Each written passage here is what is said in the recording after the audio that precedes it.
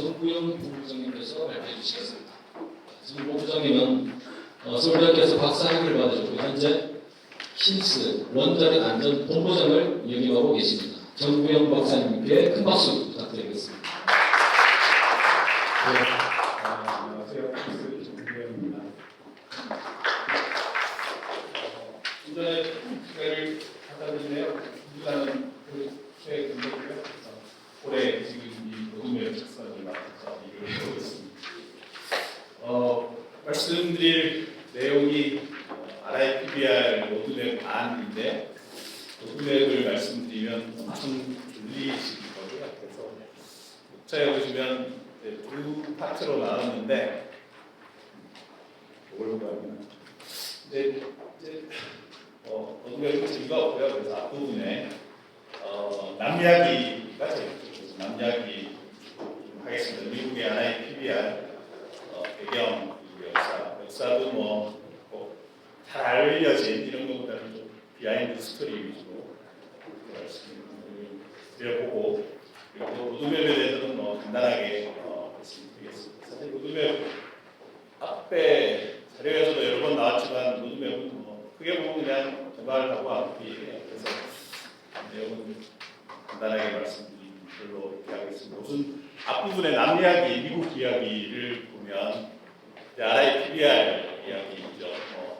잘 아시는 것처럼 RIR과 PBR을 합치는데 RIR은 리스크 정보니까 리스크라는 게 PSA를 경험해 보신 분도 있을 거고 뭐 많이 들어보셨을 테니까 리스크 정보를 가지고 규제를 어떻게 잘 해보자 라는 피상적인 그런 게 금방 와닿았습니다. 근데 PBR은 사실은 조금 달라요. 저도 RIPBR 이야기를 들은 20년 넘었는데 처음부터 듣고 듣는 생각이 PBR이 뭘까 잘 바로 와닿지 않습니다. RIR은 뭐 그런가 보다. 그래서 PBR에 대해서 특히 뭐 꼭 레귤레이션이 아니라 실제로 퍼포먼스 기반의 어떤 접근법 규제보다 조금 더 큰 틀에서 그런 것들이 혹시 있지 않을까라고 해서 올해 로드맵을 준비하면서 나름대로 이런저런 자료도 찾아보고 나름대로 생각도 정리를 좀 해보고 이런 게 있었고 이런 부분이고 이게 답이 있거나 뭐 그런 건 아니니까요. 그래서 제가 정리하고 생각했던 그런 부분들을 이 기회를 빌어서 사실 시간 여유를 좀 이렇게 서울대에서 많이 주셔가지고 시간 여유가 조금 있는 김에 한번 공유를 드렸으면 하는 그런 생각이 있어서 자료를 좀 준비를 해봤습니다. 우선 PBR부터 가볼까요? 성능 기반 규제라고 앞서 많이들 말씀을 하셨고요. 그래서 성능에 기반해서 규제를 한다, 퍼포먼스에 기반해서 규제를 한다는데 성능이라는 단어가 개념이 이 용어가 사실은 현행 원자력 안전법에서 굉장히 중요한 개념입니다. 그리고 실제로 이 성능이 법의 조항을 써놓게 됐지만 21조 허가 기준, 운영 허가 기준, 허가 기준 중에 하나예요. 원자력 시설의 성능이 위원회 규칙으로 정하는 기준에 적합합니다. 그럼 이제 그런 생각이 들죠. 저도 그렇게 생각해요. 성능 기반 규제를 하고 있는데 왜 안 한다고 그럴까? 그런 생각이 사실 듭니다. 실제로 사실.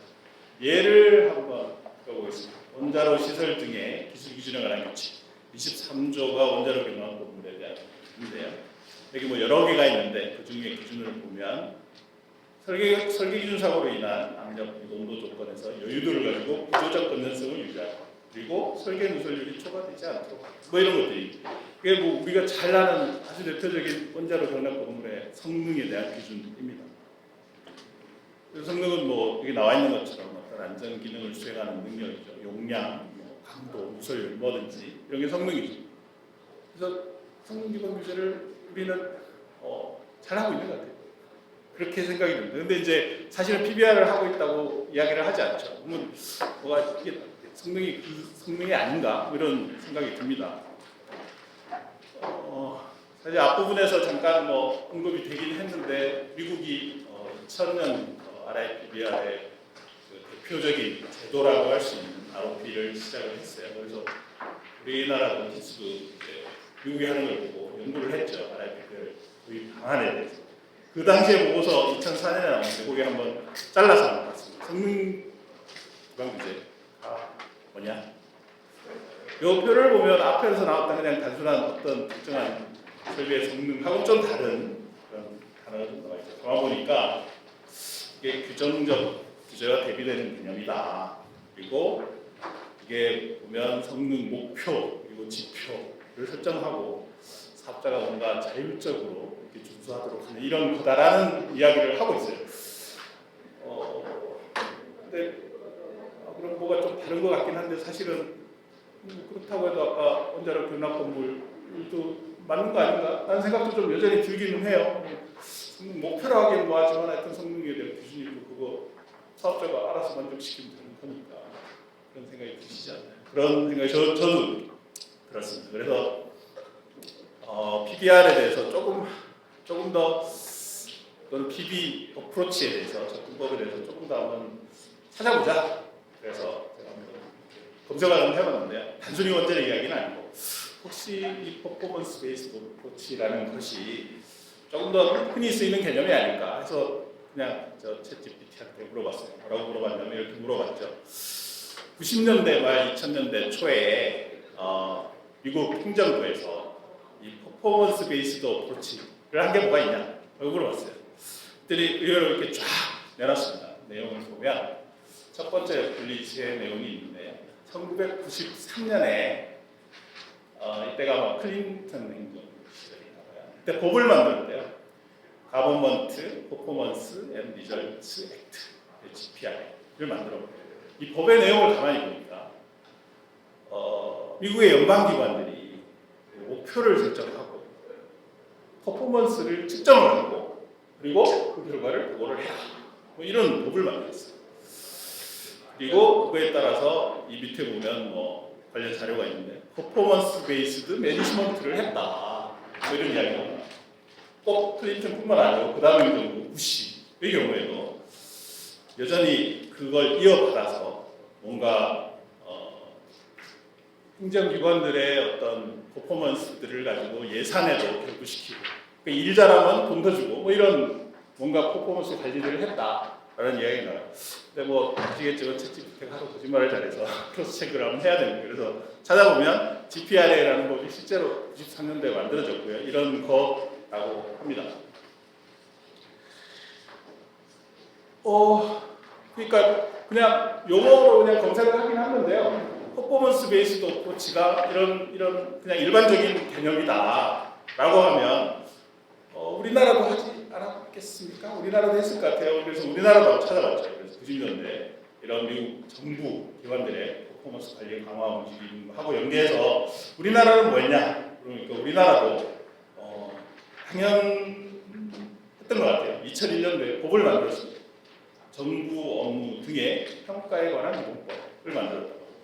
2006년에는 정부 업무 평가 기본법을 개정을 하고 이런 뭔가 PB 관점의 어떤 접근법 이런 부분들이 반복적으로 나오는 거죠. 뭐냐면 뭔지 모르겠는데 하여튼 명확하게 하나의 큰 목표를 설정을 하고 그 목표를 측정하기 위한 지표들을 이렇게 만들고 그걸 가지고 체계적으로 관리를 하는 거죠.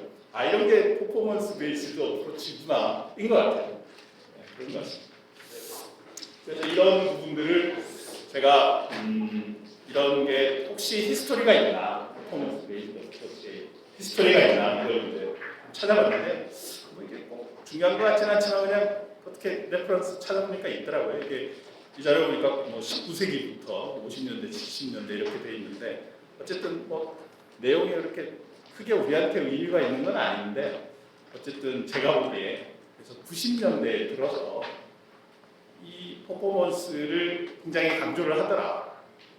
특히 이 전 세계적으로 서구에서 그러니까 어떤 정부가 있고 그러니까 선출된 권력이 있고 행정부가 있고 정부 관료들이 있으면 어떤 선출된 이 행정부에서 어떤 일을 하고 싶을 때 퍼포먼스를 가지고 이런 행정기관들을 드라이브하는 그런 욕구가 커진 게 아닌가. 뭐 어쨌든 90년대에 이런 개념들이 흔해졌다라는 것을 확인할 수 있습니다. 그러면 이렇게 아까 골을 만들고 그리고 지표를 만들고 그리고 그 지표를 관리한다라고 했을 때 이게 결과적으로 그 속성상 기본적으로 탑다운이 될 수밖에 없잖아요. 그죠? 미션이 있고 비전이 있고 그다음에 목표가 있고 그리고 그런 목표들을 세부 영역으로 뭔가 나누고 그런 나누어진 세부 영역들을 가지고 뭔가 평가할 수 있는 그런 퍼포먼스 인디케이터겠죠. 지표들을 만들고 그래서 이런 식으로 하이어라키로 이렇게 구성을 해놓고 그 다음에는 실제로 이 하이어라키에 맞춰가지고 실제로 어떤 조직이나 기관의 퍼포먼스가 나오면 그걸 가지고 측정을 하고 평가를 해서 실질적으로 이 우리가 원했던 스트라테지 또는 미션에 얼마나 달성했는지를 확인하는 이런 우리가 흔히 알고 있는 이런 개념들이 소위 말하는 퍼포먼스 베이스드 어프로치다 라고 이제 이해를 할 수가 있습니다. 서울대를 한번 찾아봤어요. 이 인터넷 찾아보니까 2024년도 서울대학교 운영성과 자체평가입니다. 여기도 마찬가지입니다. 아마도 서울대에서 뭔가 이유가 있어서 이런 걸 하겠죠. 어쨌든 서울대의 운영성과를 이런 퍼포먼스 베이스드 매니지먼트 차원에서 하고 있는 뭔가 이유가 있겠죠. 그래서 비전이 있고 비전 밑에 미션이 있고 그 미션에서 어떤 분야들이 있습니다. 교육이 있고 연구가 있고 사회공헌이 있고 뭐 이런 식으로 나눠가지고 성과 목표들을 만들고 부분별로 만들고 그리고 세부적으로 이렇게 관리를 하고 있죠. 굉장히 흔한 접근법입니다. 그리고 이게 90년대에 시작됐 뭐 많이 흔해졌다고 하지만 사실 지금도 하고 있죠. 모든 공공기관들도 아마 성과를 하고 있습니다. PDCA를 당연히 활용할 거고요. 성과가 끝나면.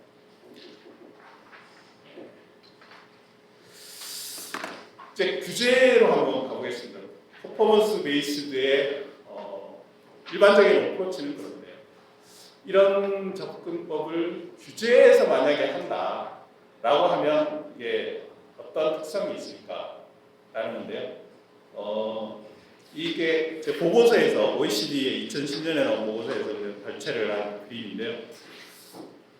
보니까 규제를 하는 뭐라고 할까요? 규제하는 방법을 규제의 종류를 나누는 방법이 여러 가지가 있지만 그 중에 한 방법으로서 이렇게 규제를 나누는 방법도 있다고 합니다. 수단 규제, 관리 규제, 성과 규제. 근데 관리 규제는 일단 제외하고요. 수단 규제랑 성과 규제만 하는 거죠. 이게 실제로 인터넷에 검색해 보면 7급 공무원 시험입니다. 용어입니다. 그래서 성과 규제하고 수단 규제를 이렇게 비교를 해보면 왼쪽 위가 성과 규제잖아요. 오른쪽 아래가 수단 규제고 수단 규제는 개념을 들으면 뭐 아시겠지만 아주 단순하게 그냥 하나하나 해야 지켜야 될 일들을 하나하나 나열하는 거죠. 아까 2000년대 초반에 그 킨스에서 보고서에 규정적 규제라고 하는 그 이야기를 하는 거예요. 하나하나 사업자가 지켜야 될 것들을 나열을 해놓는 거예요. 그리고 지키게 하는 것이. 그 반면에 성과 규제는 거예요. 성과 규제라는 것은 내가 규제를 하는 목적이 있습니다. 그 목적을 달성할 수 있는 그런 지표들을 개발을 해서 그 지표들을 가지고 내가 규제를 하겠다. 결과로서 규제를 하겠다. 이렇게 그렇게 하려면 결과적으로는 어떤 경우에는 수단 규제가 더 효과적이고 어떤 경우에는 성과 규제가 더 효과적이겠죠. 그 표를 보여주는 겁니다. 개념 이해를 위해서. 보면 성과 규제가 효율적인 분야는 당연히 성과를 측정하기 쉬운, 성과를 측정하는 게 유리한 그런 분야에서는 성과 규제가 좋죠. 반면에 이 오른쪽 X축은 뭐냐면은 이 규제가 대상이 되고 있는 규제 대상의 어떤 호모지니어티라고 되어 있죠. 그래서 굉장히 다양하고 복잡하고 이런 경우에는 성과 규제가 좋겠지만 단순하고 그래서 호모지니어티가 높은 이런 경우에는 수단 규제가 너무 효과적이에요. 그냥 지킬 일 딱딱합니다. 그런 개념적인 거를 여기에 그려놨다 이렇게 이해를 그럼 이제 NRC, ROP 이야기. 사실 ROP를 이야기를 하면 이 그림을 이야기를 하지 않을 수는 없는데 근데 애써 사실은 저도 그랬고 이 오버사이트 프레임워크라고 하는 이 부분을 사실 왜 그렸을까? 얘네들 NRC가 이 그림을 보신 분들은 많을 텐데 왜 이런 그림을 그렸을까? 뭐 미션은 당연한 이야기 같고 그렇긴 한데 굳이 사실 스트라테직 퍼포먼스 에어리아 뭐 이렇게 근데 왜 그랬을까 이걸 저도 항상 궁금하게 생각했는데 이 그림이 그냥 아까 말씀드렸던 퍼포먼스 베이스드 어프로치의 전형적인 형태예요. 서울대에서도 이 그림 보셨죠? 전형적인 형태예요. 이 오버사이트 프레임워크의 오버사이트의 목표가 뭐냐면 이 오버사이트가 가동원전, 운영원전에 대해서 내가 규제를 하는 목표가 쓰여있는 거죠. NRC 미션 쓰여있는 거예요. 가동원전에 대해서 그 원전으로부터 대중의 건강과 안전을 보호하고 이게 목표죠.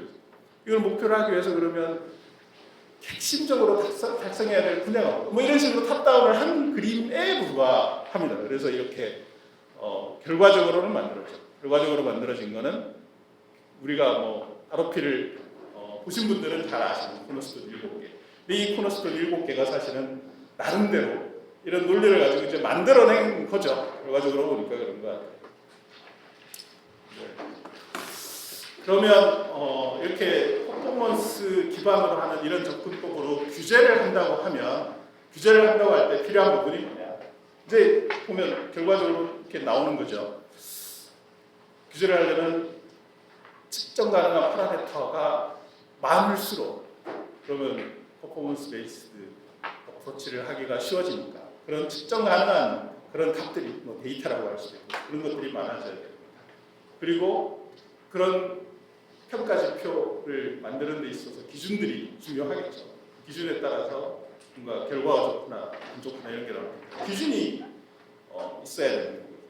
그 다음에 이 두 체계를 만든 전제하에서는 사실은 아까 말씀드린 대로 퍼포먼스 기반의 어떤 접근이라는 것이 내가 너의 퍼포먼스만 보겠다. 그 퍼포먼스를 달성하는 것은 네 맘대로 해라. 이거잖아요. 그죠? 그래서 자율성, 유연성 이런 부분들이 언급이 됩니다. 이건 일단 넘어가겠습니다. 이런 부분의 개념이 있고요. 그러면 아까 PDCA 사이클도 잠깐 말씀드렸는데 NRC가 퍼포먼스 기반으로 이렇게 규제를 하게 되면 결과로 측정된 퍼포먼스는 어디에 쓸 수 있는가? 라는 부분들을 좀 나열하는 겁니다. 뭐 지극히 상식적으로 당연한 거죠. 그래서 성과가 나쁘면 불이익을 부과하고 그 다음에 어떤 자원 배분의 기준도 될 수 있겠죠. 그리고 규제 요건도 차등 적용할 수 있지만 4번이 있는데 4번을 보면 규제 프로그램과 기관을 평가하는 기준이라고 이렇게 쓰여있죠. 규제 업무 평가 기관이 이렇게 되어 있는데 사실 보면 NRC가 뒤에도 잠깐 나오긴 하지만 NRC가 사실 미국 의회의 어떤 뭐라고 해야 될까 컨트롤이라고 해야 될까요? 그런 부분들을 상당히 많이 받는 기관입니다. 의회에 직접 보고도 많이 해야 되고. 근데 이제 NRC가 실제로 이런 프로그램을 가지고 ROP나 ROP를 가지고 자신들이 규제를 잘하고 있다라는 실적으로서 의회에 보고할 때도 많이 써먹고 있죠. 실제로. 그런 상황입니다. 그래서 이 ROP 그림은 뭐 많이 보신 분은 이제 많이 보셨겠지만 결과적으로는 아까 PDCA 사이클 이야기하신 것처럼 뭐 말씀드렸던 것처럼 최종적으로는 평가 결과가 나오는데 이 평가 결과에 나오게 되는 이 박스가 뭐 복잡하게 되어 있는 것 같지만 박스에 대해서 간단하게 요것만 보시면 됩니다. 이 박스가 뭐냐면 코너스톤이에요. 아까 7개 코너스톤이 이 박스 하나예요.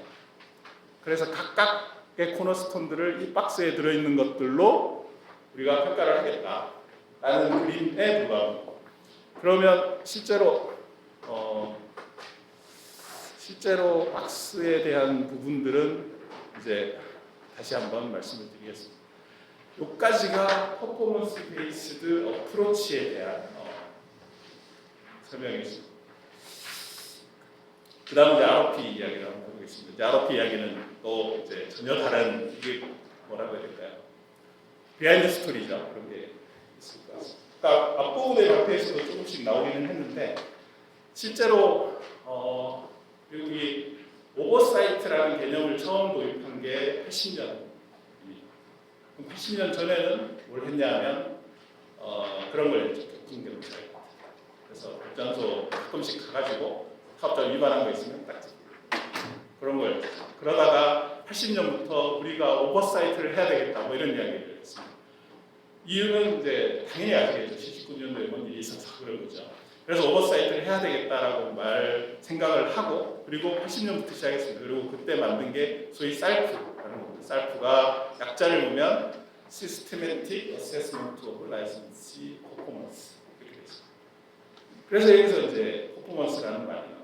퍼포먼스 앞에 단어를 보시면 Licensee Performance. 아까 말씀드린 대로 퍼포먼스 베이스드 어프로치의 기본적인 개념을 생각하면 플랜트의 퍼포먼스가 아니고 라이센스의 퍼포먼스예요. 원래 그 라이센스의 퍼포먼스를 나중에 실제로 라이센스가 일을 잘하면 시설에 결과적으로는 운영 실적이 볼 테니까 그래서 시설의 퍼포먼스로 이제 계산을 하게 되는 그런 개념이죠. 그래서 셀프라는 걸 만들었습니다. 이런 걸 만들어서 이제 얘네들이 평가를 하기 시작합니다. 그전에는 딱지만 떼다가 그냥 딱지만 떼가지고 사고를 치니까 도저히 안 되겠어요. 그래서 시작한 게 우리 분야별로 적당히 나눠가지고 정비, 그리고 공학적인 뭐 이런 거 몇 개 분야를 만들어가지고 검사원들이 이제 점수를 매기기 시작한 게 80년입니다. 그리고 85년, 88년에 추가적으로 조금씩 더합니다. 85년에는 와치리스트라는 걸 또 만들고 88년에는 또 뭐 이렇게 뭔가 이렇게 현안이 생겼을 때 빨리 대응하자 뭐 이런 체계로 간단하게는 그런데 ERP를 미국이 하게 된 배경 앞부분에 잠깐 의회 이야기가 언급되긴 했습니다만 이 부분을 사실 또 보면 재밌습니다. 그래서 따로 준비를 좀 해봤는데 유튜브에 있는 걸 몇 개 캡처를 한 거고요. 이 유튜브가 NRC 유튜브입니다. NRC가 공식적으로 자기네들이 운영하는 유튜브 계정에 있는 거예요. 제목은 버스 오브 RP이고요. 그래서 RP의 탄생 여기 이제 설명을 하는데 가장 핵심적인 부분만 간단하게 좀 캡처를 해서 말씀드리겠습니다. 80년에 셀프를 시작했는데 87년도에 피치바텀 발전소에 대해서 이게 아마 타임지죠? 타임 매거진에서 이런 기사가 나옵니다. Wake me if it's a meltdown. 멜트다운 생기면 나 좀 깨워줘. 이런 제목인데요. 내용을 보면 그때 발전소 운전원들이 잤대요. 자고 있다가 NRC 검사원들한테 걸렸어요. 그래가지고 타임지에 이렇게 나왔습니다. 이게 무슨 이야기냐면 실제로 이 기사의 취지는 NRC가 뭐 오버사이트도 강화했다고 하는데 사업자들은 아직도 뭔가 이렇게 문제가 많다 뭐 이런 비판을 한 것도 있고 그래서 사업자의 현안들이 생긴 부분도 있죠. 또 하나 이제 비판들이 또는 불만들이 많이 나왔다고 하는데 셀프에 대한 불만이 무슨 이야기냐 하면 아까 이제 80년도 이후에 오버사이트를 강화하겠다고 해서 이제 검사원들이 이제 점수 매기고 하면서 어떤 발전소는 니네 잘 못하네 그래서 검사를 많이 가는 거죠. 이렇게 가니까 이제 사업자들이 불만이 생기는 거예요. 아니 쟤보다 내가 못하는 게 없는데 왜 나만 그러는 거냐. 그래서 실제로 이 평가에 대한 라이센시 퍼포먼스에 대한 평가가 너무 자의적이고 불투명하다. 이런 불만들이 상당히 팽배해졌다고 합니다. 90년대 이후에 특히. 그래서 이게 90년대 들어서 아마 앞에 자료도 잠깐 있었던 것 같은데 이제 운영 실적은 조금씩 좋아지긴 하는데 NRC가 하고 있던 그 사업자 퍼포먼스에 대한 평가는 이렇게 애매하고 불확실하고 뭔가 현안이 생기면 들쭉날쭉하기도 하고 일관성도 없고 이런 비판들이 많이 생겼어요. 팽배해졌나 봐요. 그런 상황에서 이제 뭔가 평가 체계, 오버사이트 체계를 개선해야 되겠다라는 요구가 많아서 NRC는 자체적으로 그런 개선을 하고 있었는데 그거하고는 별개로 98년도에 이게 그 유튜브에도 정확하게 나옵니다. 이분이 뉴멕시코의 상원의원이시래요. 피트 도미니치라는 분이고 이분이 당시에 상원의 예산소위 위원장인데요. 이분이 그 아까 잠깐 언급되었던 셜리 잭슨이라는 체험회를 실제로 불러가지고 그 앞에 앉혀놓고 공식 회의 선상에서 이렇게 최후 통첩 이게 얼티메이텀 최후 통첩을 합니다. 뭐라고 하냐면 니네 오버사이트 프로세스를 바꿔라. 아니면 내가 예산을 1억 5천만 불을 깎겠다. 이렇게 1억 5천만 불이 3분의 1 예산이었대요. 이렇게 했고요. 그렇게 공식적으로 기약을 했고 그래서 NRC가 뭐 수긍할 수밖에 없죠. 수긍할 수밖에 없어요. 그래서 셀프라는 조금은 아니고 많이 뭐라고 해야 될까요? 주관적이었던 그런 평가를 객관적인 평가로 바꿔야 되는 그런 상황에 직면을 했습니다. 98년도에 직면을 했습니다.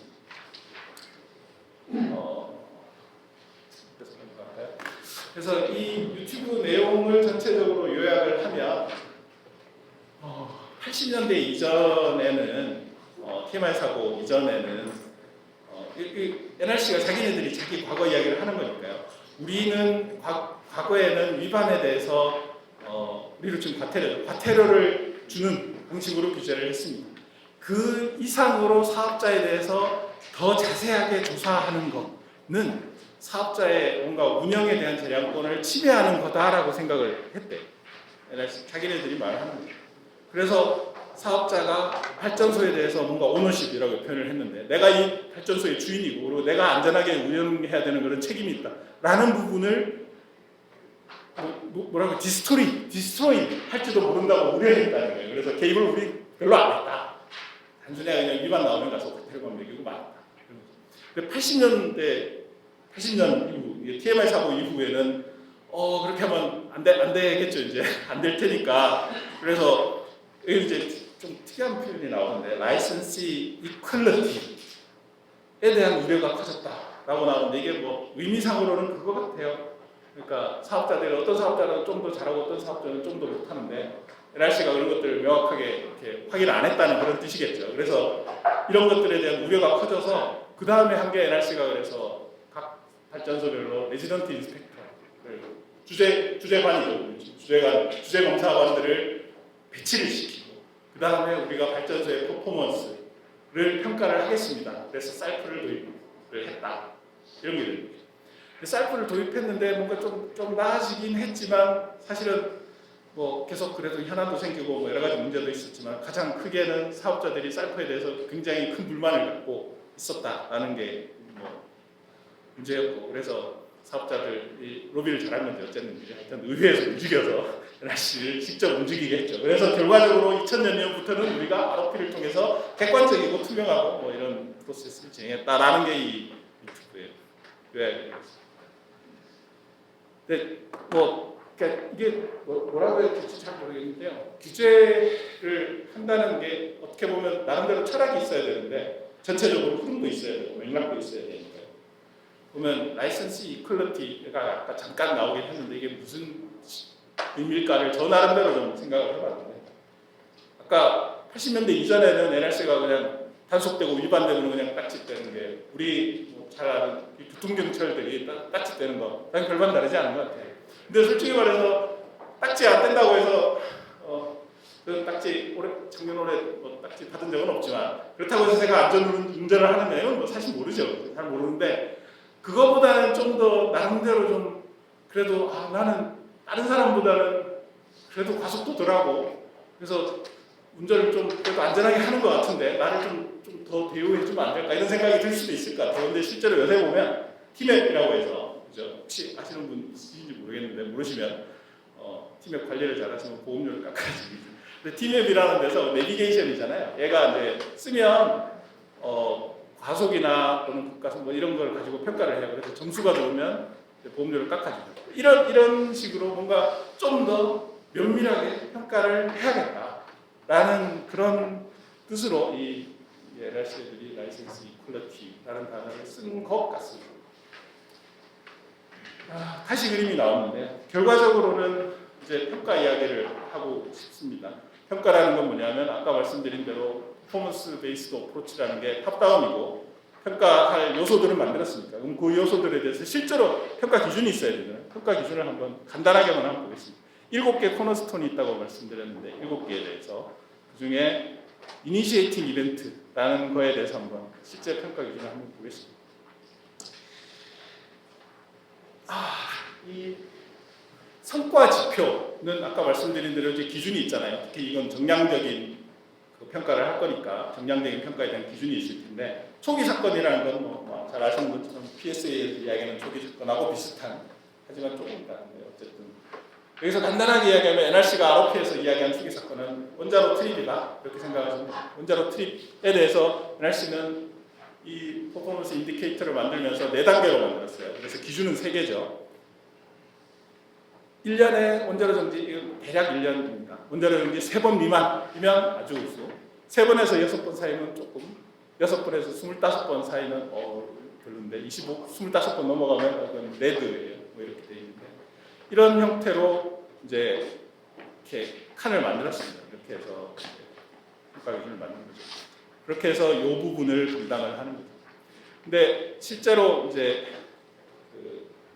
이 ROP를 처음 만들 때 여기 문서를 보시면 NEI 9-0가 되어 있는데 이 프레임을 NEI가 만들었어요. 문서 주인이 NEI잖아요. 무슨 이야기냐면 아까 의회에서 오버사이트를 바꿔라라고 해놓고 그 다음에 석 달 뒤에 NRC하고 사업자 NEI하고 회의 많이 불러서 워크숍 해가지고 NEI가 이거 어때요라고 뒤밀었고 NRC가 그냥 받았죠. 그게 이겁니다. 그래서 이렇게 만들었는데 코너스톤 이니시에이팅 이벤트에 대해서 요거 평가 요것만 받는 거 가지고는 부족하니까 검사 가지고도 뭐 보완하겠다 해서 이렇게 두 개가 짬뽕돼서 들어가는 겁니다.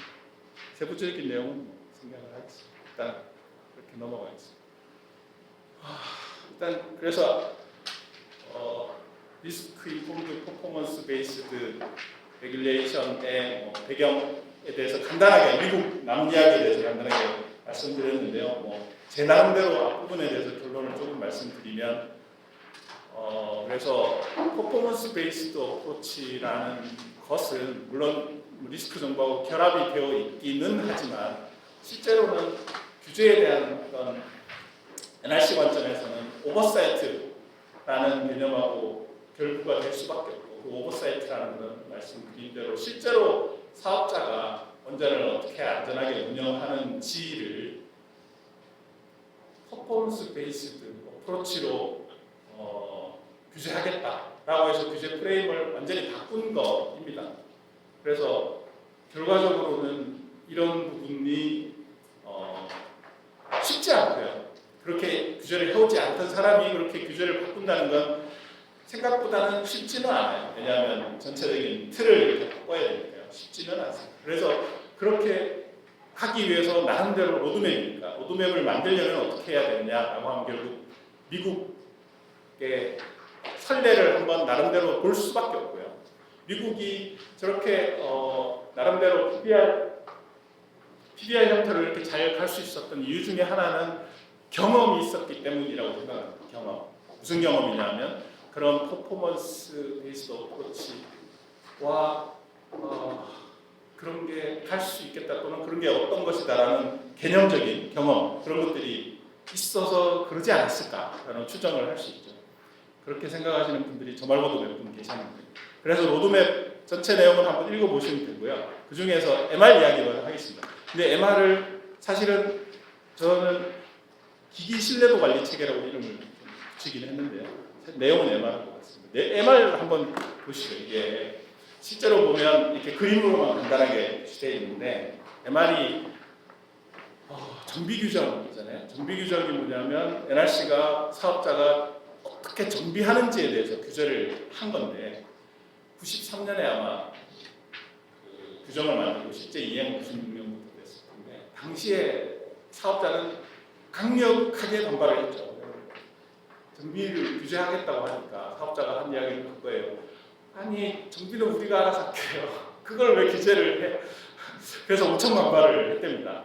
그래서 반발을 하는데 NRC 나름대로 정비가 규제가 필요하다고 생각을 했겠죠. 그래서 반발을 하니까 그런 논의 과정에서 그러면 정비에 대한 규제를 기존에 하던 규제처럼 아까 나온 규정적 규제처럼 이내는 정비를 예방 정비, 그다음 보수 정비로 나누고 예방 정비는 어떻게 하고 먼저부터 어떻게 하고 니네는 절차를 이렇게 해야 되고 그거 하는 사람 뭐 자격은 어떻고 훈련을 어떻고 이런 식으로 접근을 하면은 사업자가 매우 싫어하겠죠. 그렇게 할까봐 더 싫어했을 테고. 그래서 그게 아니고 그럼 좀 바꿔보자 해서 사업자에 대한 정비를 규제하는 NRC의 목적이 뭘까요? NRC가 규제하고자 하는 목적은 정비를 잘하라고 하는 거고 정비를 잘하는 게 결과적으로 드러나는 게 뭐겠어요? 고장력이죠. 고장력이 좋으면 정비를 잘하는 거예요. 그래서 MR을 만들 때 그냥 퍼포먼스 베이스드 어프로치를 한 거죠. 그래서 그러면 내가 시시콜콜하게 정비를 어떻게 하는지 내가 안 정할게. 대신에 정비를 잘하면 니네가 기기 신뢰도가 좋을 테니까 기기 신뢰도 자체를 관리를 해라. 목표를 잡고 기기 신뢰도를 퍼포먼스로 보는 거예요. 성과 이론의 퍼포먼스로 보는 거예요. 그래가지고 니네가 중요한 기기를 선별해서 대해서 중요한 기기들에 대해서 니네가 갖고 있는 그동안 우리가 알고 있는 PSA에서 썼던 또는 우리가 그동안 경험으로서 정비를 어느 정도 하게 되면 나오는 고장률 이 정도를 니네가 목표로 삼아 그리고 그거에 대해서 니네가 계속 모니터링을 해. 그래서 만약에 그거보다 고장이 더 많아져. 그럼 니네가 뭔가 정비를 잘못하는 거네. 그럼 뭔가 시정 조치를 해야 돼. 대신에 그런 신뢰도가 어느 정도 이상 나와. 그러면 니네가 하던 대로 알아서 해. 라는 프레임을 만드는 거예요. 그게 MR이에요. 그래서 MR이니까 정비 규정은 사실 그런 접근법으로 하게 되니까 규정 자체는 굉장히 단순하죠. 아까 말씀드린 그것만 쓰여 있어요. 목표를 설정하고 기기 선별하고 목표 설정하고 감시하고 그 다음에 감시 결과에서 나쁘면 시정 조치. 그럼 그것만 쓰는 거예요. 나머지 규제 정비하는 것 자체는 니네가 알아서 해요. 이런 식으로 MR을 만들어서 그래서 이렇게 해서 겨우 사업자들이 동의를 해서 동의를 한 건 좀 이상하지만 사업자들이 수용성이 훨씬 높겠죠. 이전에 규정적 비주보다는. 그렇게 해서 시작을 했는데 이게 이런 식으로 접근을 하니까 생각보다 속도가 되게 결과적으로 좋았어요. 그래서 사업자들이 MR을 정비를 이런 식으로 하면서 기기 신뢰도를 이런 식으로 관리를 하니까 최종적인 아까 말씀드린 그 퍼포먼스 베이스 어프로치잖아요. 그런 식으로 하니까 실제로 효율적으로 기기 신뢰도가 올라갔습니다. 그래서 이런 경험이 사실은 있었던 거예요. 96년부터 해서. 그래서 이거를 우리도 해야 된다. 라는 게 로드맵의 앞부분에 나와 있는 거죠. 그래서 실제로는 이런 뭐 정비 규정이라고 하면 사실 우리는 사업자 한수원이 사실 뭐 정비를 못한다라고 말하기도 어려운데 그거보다는 아까 뭐 데이터 이야기도 많이 나오고 했으니까 실제로는 기기 신뢰도 자체에 대한 규제를 도입하는 걸로 해서 그래서 기기 신뢰도 관리 체계라고 이름을 붙였는데 내용은 MR하고 똑같지. 이거를 도입하는 거를 로드맵에서 앞부분 로드맵이 단기 중단기가 있는데 앞부분의 주요 내용으로 삼았습니다. 그래서 이걸 통해서 실제로 기기 신뢰도 규제를 하게 되면 시설 규제예요. 시설 규제라서 사업자가 그동안은 우리가 잘 알고 있는 뭐 QA가 됐건 뭐가 됐건 이런 걸 가지고 우리가 일을 하면서 기기 신뢰도가 높을 거야 라고 기대를 하고 있고 높겠지 라고 피상적으로 기대를 하고 예상을 하고 실제로 그렇기도 하지만 그렇다고 해서 신뢰도 자체를 우리가 들여다보고 규제를 하지는 않았으니까 그런 신뢰도 자체를 규제하는 것을 이번에 도입을 하자라는 게 이제 단기의 주요 내용. 기기 신뢰도 관리 체계고요. MR은 리스크 감시 체계는 MR하고 세트로 되어 있는데 이건 뭐 한수원에서는 이제 가동 중 정비라는 표현을 써서 운영 중에도 정비하는 이런 부분들을 연결을 시키려고 하는데 물론 관련이 많이 있습니다. 그래서 뭐 가동 중 정비 여기 많이들 한수원 얘기인지 모르겠지만 하여튼 가동중 정비도 이게 관련이 되는 부분만 간단하게만 말씀드리면 사실 가동중 정비에 대해서 규제 쪽에서 지금까지 좀 부정적이었던 가장 큰 이유는 이런 거죠. 가동중 정비라는 걸 하게 되면 출력 운전 중에 정비를 하는데 그 정비 대상 기기는 이제 이용 불능이 되는 거죠. 이용 불능이 되면 이게 아니 더 안전하지 않은 상태로 내가 운전 편의를 위해서 진입하는 게 말이 되냐? 그게 얼마나 떨어지는지는 잘 모르겠지만 어쨌든 더 나빠지는데 라는 우려가 기본적인 백그라운드인데 기기 신뢰도 규제를 하게 되면 그 양을 알 수 있어요. 평가를 하니까. 그러면 이 기기가 운전 불능이 되면 얼마나 실제로 안전성 관점에서 떨어지는 평가를 할 수 있으니까 그럼 기준을 삼을 수 있을 거고 기준 체계로서 어떤 경우에는 우리가 가동중 정비를 허용할 수 있고 어떤 경우에는 걔는 도저히 안 되겠는데 안 될 수 있고 이런 부분들이 가능해지는 걸로 기대를 하는 거죠.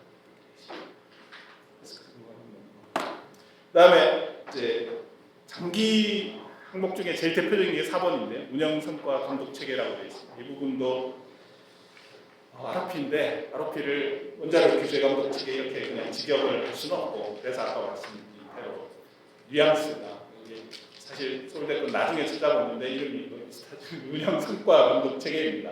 그래서 개념 자체가 그래서 뭐 규제 관점에서는 사업자가 원전을 얼마나 안전하게 운영하는지를 종합적으로 평가를 하겠다.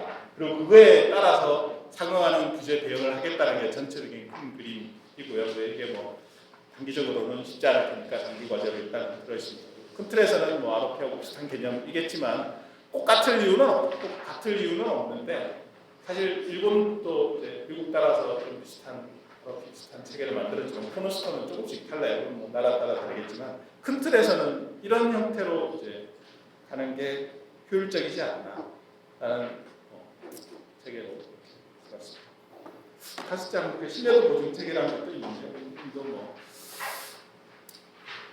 간단하게만 내용을 간단하게만 제가 이해하는 좀 내에서는 설명을 드리자면 이게 아마 이슈가 나오면은 NRC에서 90년대에 피천도 그렇고 하여튼 비동 설계에 나오면서 그때 당시 이슈가 됐던 부분이 비동 안전계통이 있으면 그걸 백업하는 운동기기를 비한전 등급으로 요구를 했는데 걔네들의 신뢰도를 어떻게 할 거냐라는 이슈가 있었고 그런 부분들을 실제로 어떤 설비들을 신뢰도 관리를 해야 되고 그거를 건설 단계 그리고 운영 단계에서도 MR 통해서 어떻게 관리를 해야 될지 이런 필요성에 따라서 이런 설계를 만들었고요. 이 부분은 어떤 새로운 설계 이런 부분들이 있으면 필요할 수도 있겠다 하고 해서 장기 설계로 장기 항목으로 나눴습니다.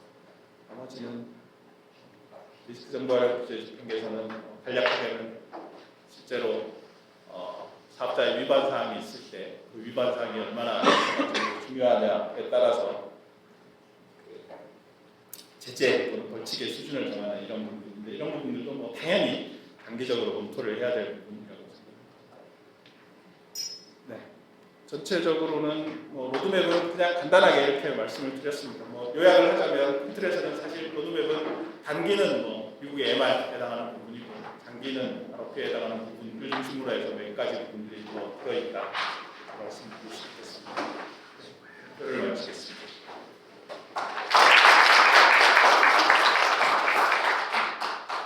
네, 리스크 수립 활용 규제 관련해서 정구영 박사님께서 좋은 발표 해주셨습니다. 혹시 질문 있나 의견?